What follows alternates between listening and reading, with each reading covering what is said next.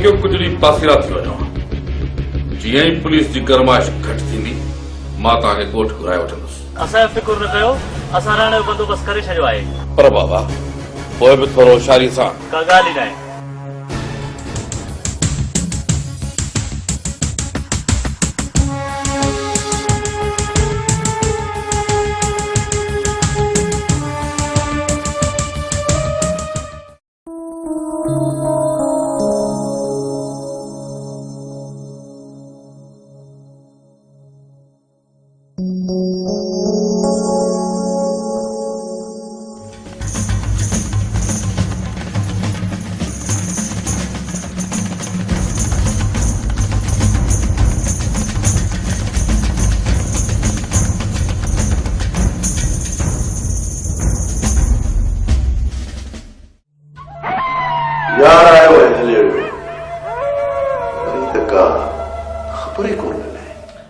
साईं थी सके थो त हू ख़बरूं करे वियो हुजे। कुछ न कुछ कंदो जरूर, पर जॾहिं हुनखे को मौक़ो मिले। जेकॾहिं तव्हां चओ त फोन करे हाल अहवाल वठंदुसि। जेकॾहिं असांजो नंबर दिलावर खान सुञाणे वरितो त हुन मिसकिन लाइ मसइलो थी पवंदो। जेकॾहिं को कमु थियो त हू असांखे फोन ज़रूर कंदो। एतिरो बेवकूफ़ न आहे जो हू असांजो नंबर दिलावर खान जे अॻियां ज़ाहिर कंदो। पोइ पुछा करी साल वाला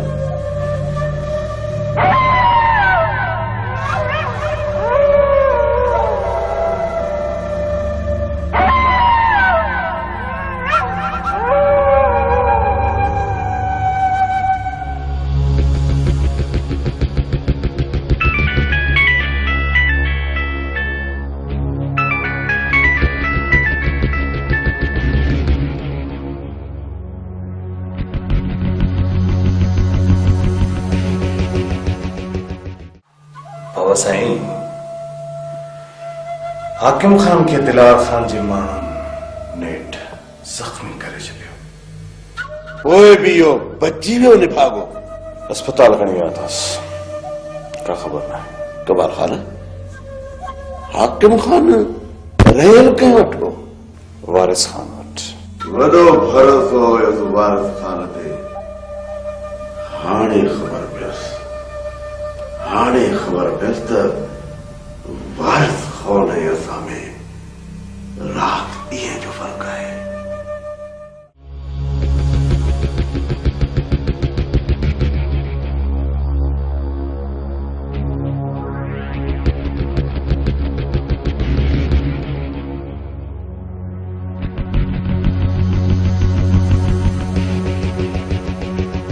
जे पंहिंजे दोस्त खे दोस्तीअ वारी सलाह ॾे हा वारिस खान त अॼु हिन जो ही हशर न हुजे हा। मूं त कॾहिं बि हिनखे दुश्मनी वारी सलाह न आहे ॾिनी। सलाह ॾियण त अलॻि ॻाल्हि आहे, पर तो हिन सां गॾिजी सोराब मथां हमिलो कयो ऐं हुनखे मारण जी कोशिश कई। इहो हिसाब अञा तुंहिंजे अञा रहियल आहे। इहा मां धमकी सम्झा दिलावर खान? दिलावर खान धमकी न ॾींदो, कई ॾेखारींदो आहे। जॾहिं मां पंहिंजे सॻे भाउ खे न बख़्शियो आहे त तोखे कीअं बख़्शींदुसि? दिलावर खान वॾे हुअण नाते असां तुंहिंजी इज़त था कयूं, बाक़ी कमज़ोर असां बि न आहियूं। मूंखे ख़बर आहे जेतिरो तूं ताक़तवर आहीं। मां चाहियां त तुंहिंजे घर में घिरी। होश में रही ॻाल्हाए दिलावर खान, होश में रही ॻाल्हाए। किथे ईअं न थिए त मां तुंहिंजी इज़त विसारे वेही रहां ऐं तोखे कुथा लफ़्ज़ ॻाल्हाइण शुरू कयां। तुझी औकात छाहे जो तूं दिलावर खान खे कुथा लफ़्ज़ ॻाल्हाईंदे? बस दिलावर खान, बस घणो थी वियो। हिन खां वधीक हिकु लफ़्ज़ बि न, हिकु लफ़्ज़ बि न। वारिस खान कन खोले ॿुधी छॾ। अन करीब तुंहिंजो बेट बि हिन सां ई लॻाइणो आहे, हिन सां गॾु।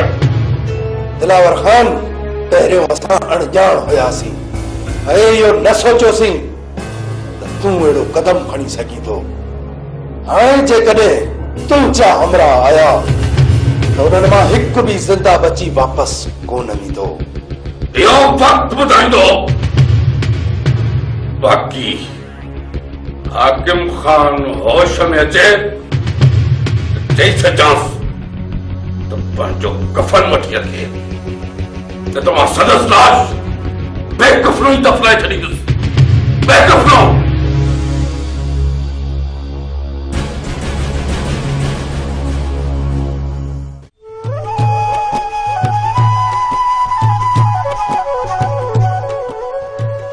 जेसर ॾेखार हुजे हाँ छोरी तोखे 2-3 मिंट घर में वेहण कोन आयो जेसी ताईं मां मोटा हाँ ये रवानी थी वई। अम्मा घर में केड़ो कच्चो सोन पयो आ जो मां उन जी वेही करे चौकीदारी कया। हाणे बात न हल हल वापस। चाची जन्नत खां थी करे अचां थी। काढे का जरूरत जनिया जे घर वञण जी। अम्मा तू वने थी बाकी मां वयस त गुनाह थी पयो। तोखे चए में त वापस हल। अम्मा हाणे छॾ जिद खे घिटीअ में भी करे अजायो माण्हू न खिला तू हल त मां अचां थी। खैरा जे सिर ॾेखारो हुजे मां चवाई थी मोटे थी घर ॾे जा विझी जुंडन में हथ गेलिया अदी अदी कुझु होश कर छो बि पाण मथा माण्हू खिलाई। अदा इहो इन छोरीअ खे समझाए त इज्जत सां घर हले। अदी तू घर हल सोनिया खे मां चवां थो घर हलंदी। मामा तू अम्मा खे वठी करे घर हल मां चाची जन्नत खां थी करे अचां थी। हेडे हेडे छोरी न वञ जाए जे वञे थी त वरी हेडे घर ॾे पैर न खजाए काने जरूरत तुझी घर में नाहे जरूरत कान ईंदसि। अदी जवान छोकरी मथा ये डाढ न कर न त हथर घाली वेंदी। पो छा कया हां छोरीअ खे पेरन ते हथ रखी चमा। अदी प्यारे मोहब्बत सां समझाईंदस त समझी वेंदी बाकी ये डाढ कंदी रहंदी त पोए समूरा कम इने जनिया जा आहिनि इने मुया जनिया जा कम आहिनि जे मां भी जनिया जे खाते में ज़रर न मिलायो त मुंहिंजो नालो भी खैरा न आहे।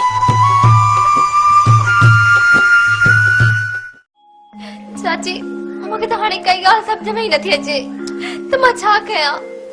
छो पुट आखिर थियो छा ॿुधाए न मूंखे। मां रस्ते खां तव्हां ॾे अचां पई मूंखे अम्मा मिली मूंखे चई तूं वापसि घर हल। मां घर न वयसि त इन लाइ चई हाणे घर न अचिजांइ। इने खैरी कयां सुञाणा तू परेशान न थी माण्हे जी कावड़ घड़ी खनजी आहे बस। न चाची न हाणे मूंखे अम्मा घर अचण न ॾींदी। छो न अचण ॾींदी केड़ोन जो घर ख़रीद कयल आहे साली घर में वेठी आहे पाण बि ॿई गॾिजी हली पासो ॾेई वेही रहंदासीं बस।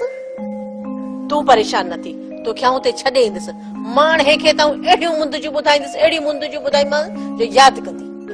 अलाए छो मां तव्हां ॾे अचां थी त अम्मा मूंसां कावड़जी थी वञे। अलाए अम्मा माणे खे थियो छा आहे अॼु आया मुंहिंजे मथां शक कंदी थी वते। अदी हाणे तूं दिल मां ख़ौफ़ कढी छॾ। हाकिम खान ऐं दिलावर खान जी दुश्मनीअ जी बाहि विच में अहिड़ी त भड़की आहे जो इहा हाकिम खान जे मौत ते ई विसामंदी। तॾहिं त चवे थी जेसि ताईं सोनी न मरंदी दिलावर खान कंहिं बि वक़्तु घुमरी खाई सघे थो। अदी सिर्फ़ एतिरी ख़बर आहे त इन इहा शोरीअ खे सोराब पनाह हाणे सिर्फ़ इहा जांच करणी आहे त सोराब हिन खे किथे लिकायो आहे।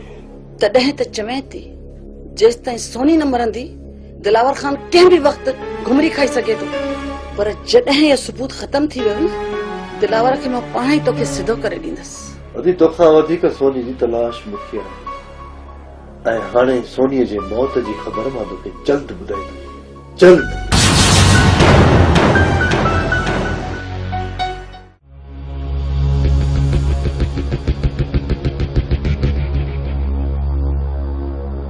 दिलावर खान असां मथां ज़ोर आहे असांखे कीअं बि करे हिकिड़ो माण्हू पेश कर न त मजबूरन तव्हां खिलाफ़ कदम खणणो पवंदो।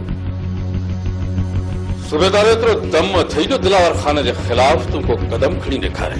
ॾिसो असांखे मजबूर न कयो। हाकिम खान मुंहिंजो ॾोही आहे जे वाक़ियो हिन हद में थिए हा न त मां हुनखे पंहिंजे हथनि सां ख़तम करे छॾियां पर इहो वाक़ियो वारिस खान जे ॻोठ थियो आहे। ख़बर न आहे त उन्हनि कंहिंजे मथां एफआईआर कटाई आहे। सोहराब हकीम में उनजा साथी। सोहराब वारिस खान जो सालो आहे ऐं हकीम हुन जो कमदार आहे।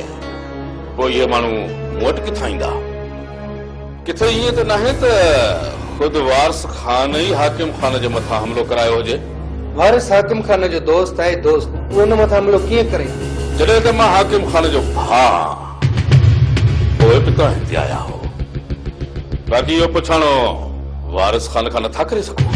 दिलावर खान जेकॾहिं तव्हां माण्हू पेश न कंदो त मां ॻोठ जी तलाशी वठी सघां थो। तलाशी मुझे गोठ जी तलाशी वठणी अथई न सूबेदार त वञी वारिस खान जे गोठ जी वठ माण्हू उते मिली वेंदा।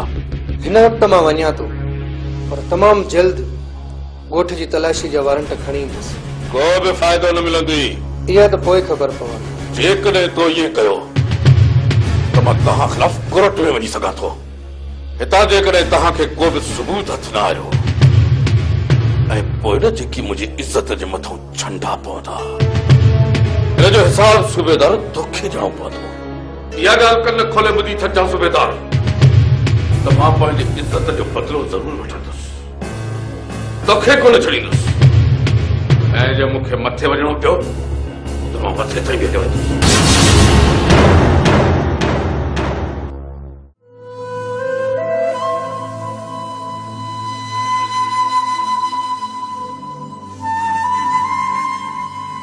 अमा तू दिल न लाह अल्लाह कंदो त मां तुंहिंजे पीउ ऐं भाउ खे समझाए वठंदसि। अम्मी मूंखे पापा ऐं अदा जी का बि परवाह कोन्हे। मूंखे सिर्फ़ तव्हां जी ॻणती आहे। जेकॾहिं तव्हां मूंखे दिलि सां इजाज़त ॾियो त मां हीअ हवेली छॾे। न मायरा न अहिड़ी ॻाल्हि न कर जंहिंसां क़यामत खड़ी थी। अम्मी मां ईंदड़ क़यामत जे ख़ौफ़ खां कोन घबराईंदसि। जेकॾहिं पापा ऐं अदा जो रवैयो न सुधरियो त मां तव्हांखे करे ॾेखारींदसि। मायरा तू समझी छो न थी? अम्मी तव्हां मूंखे सम्झाइण जे बजाए अदा ऐं बाबा खे सम्झाए छॾियो। जेकॾहिं अञा बि उन्हनि पंहिंजा ज़ुल्म मूं ते जारी रखिया न त हू कंहिंखे बि मुंहुं ॾेखारण जे लाइक़ु न रहंदा, कंहिंखे बि न।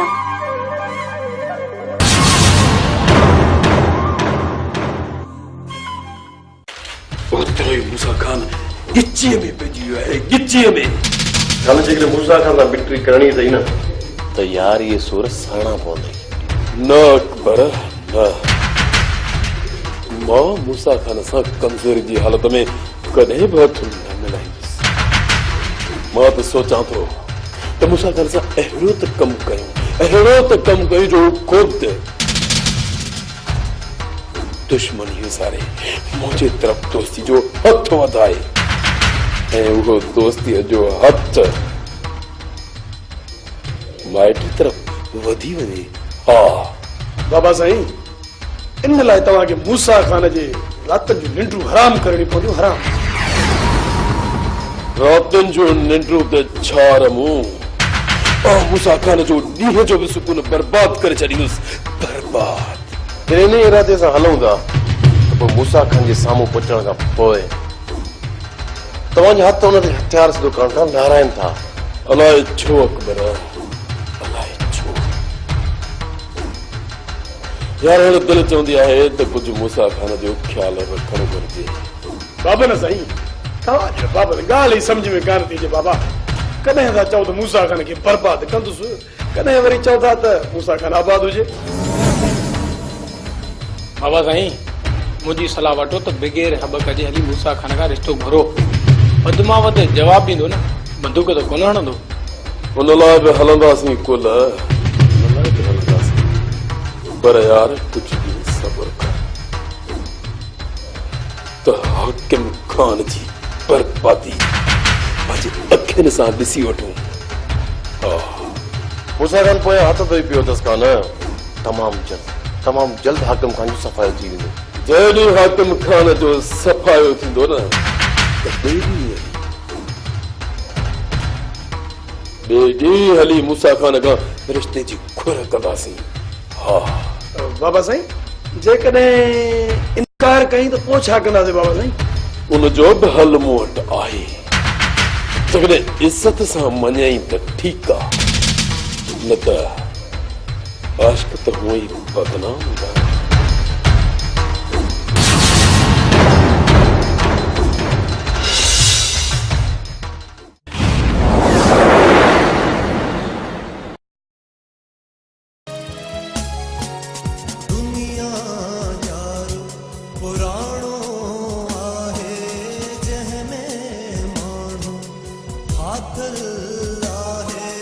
माण्हू सुख जा ख्वाब लहे तो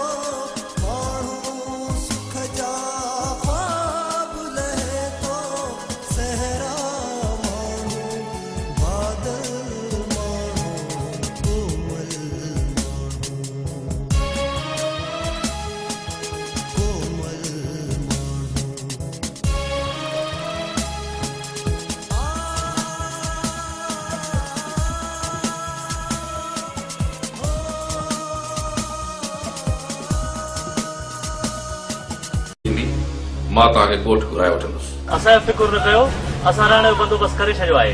पर बाबा पोइ बि थोरो होशियारी सां। का ॻाल्हि ई न आहे।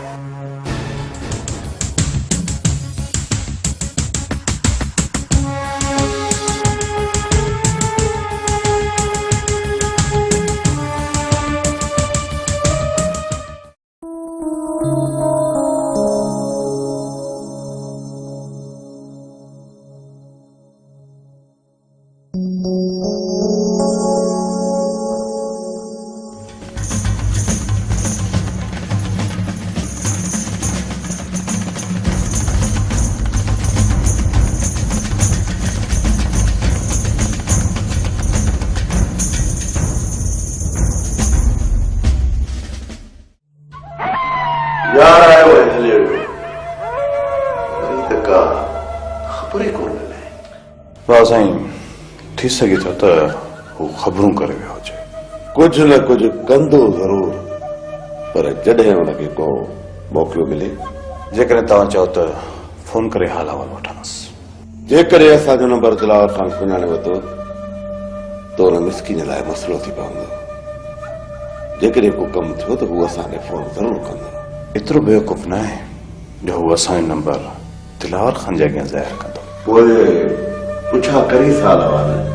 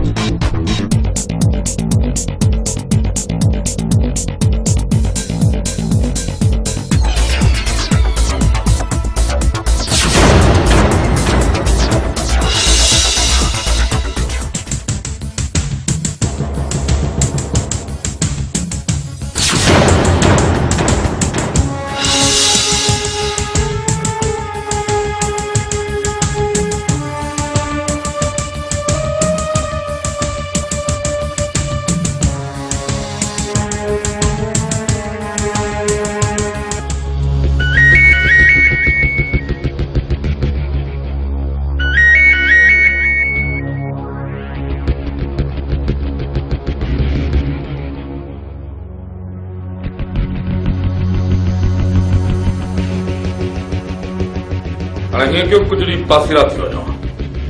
जीअं ई पुलिस जी गरमाइश घटिजो त ताक़तवर आहीं। मां चाहियां त तुंहिंजे घर में घिरी होश में रही ॻाल्हाए दिलावर खान, होश में रही ॻाल्हाए। किथे ईअं न थिए त मां तुंहिंजी इज़त विसारे वेही रहां ऐं तोखे कुथा लफ़्ज़ ॻाल्हाइण शुरू कयां। तुंहिंजी औकात छा आहे जो तूं दिलावर खान खे कुथा लफ़्ज़ ॻाल्हाईंदे? बस दिलावर खान, बस घणो थी वियो। इन खां वधीक हिकु लफ़्ज़ बि न, हिकु लफ़्ज़ बि न। वारस खान कन खोले ॿुधी छॾ। अन करीब तुंहिंजो बेड बि हिन सां ई लॻाइणो आहे। हिन सां गॾु दिलावर खान, पहिरियों असां अणॼाण हुयासीं ऐं इहो न सोचियोसीं त तूं अहिड़ो कदम खणी सघीं थो। हाणे जेकॾहिं तुंहिंजा हमरा आया त उन्हनि मां हिकु बि ज़िंदा बची वापसि कोन ईंदो। इहो वक़्तु ॿुधाईंदो।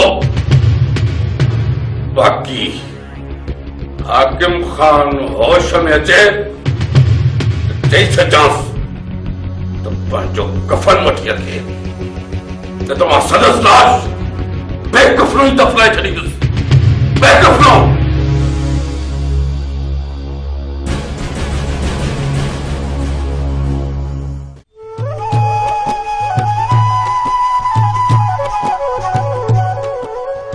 खैर जे सिर ॾे खैर हुजे। हाँ छोरी तोखे 2-3 मिंट घर में वेहण कोन आयो जेसी ताईं मां मोटा हाँ ये रवानी थी वई। अम्मा घर में कड़ो कच्चो सोन पयो आ जो मां उन जी वेही करे चौकीदारी कयां। अरे वाह तो न हलो हलो वापस। चाची जन्नत खां थी करे अचां थी। काहे का जरूरत है जन्नीअ जे घर वञण जी। अम्मा तू वञे थी बाकी मां वयस।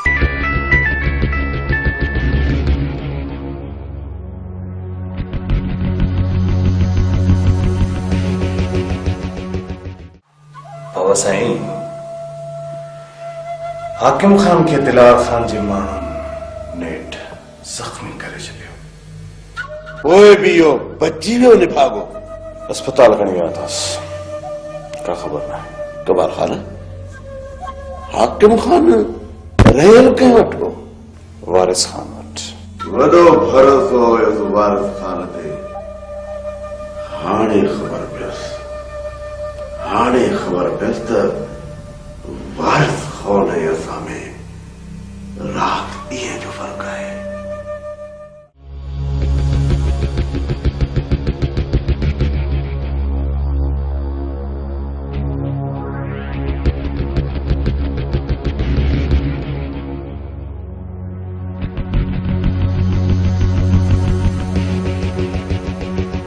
जे पंहिंजे दोस्त खे दोस्तीअ वारी सलाह ॾे हा वारिस खान त अॼु हिन जो ही हशर न हुजे हा। मूं त कॾहिं बि हिनखे दुश्मनी वारी सलाह न आहे ॾिनी। सलाह ॾियण त अलॻि ॻाल्हि आहे पर तो हिन सां गॾिजी सौराबा मथां हमिलो कयो ऐं हुनखे मारण जी कोशिश कई। इहो हिसाब अञा तुंहिंजे अञा रहियल आहे। इहा मां धमकी सम्झा दिलावर खान। दिलावर खान धमकी न ॾींदो कई ॾेखारींदो आहे। जॾहिं मां पंहिंजे सॻे भाउ खे न बख़्शियो आहे त तोखे कीअं बख़्शींदुसि। दिलावर खान वॾे हुअण नाते असां तुंहिंजी इज़त था कयूं बाक़ी कमज़ोर असां बि न आहियूं। मूंखे ख़बर आहे जेतिरो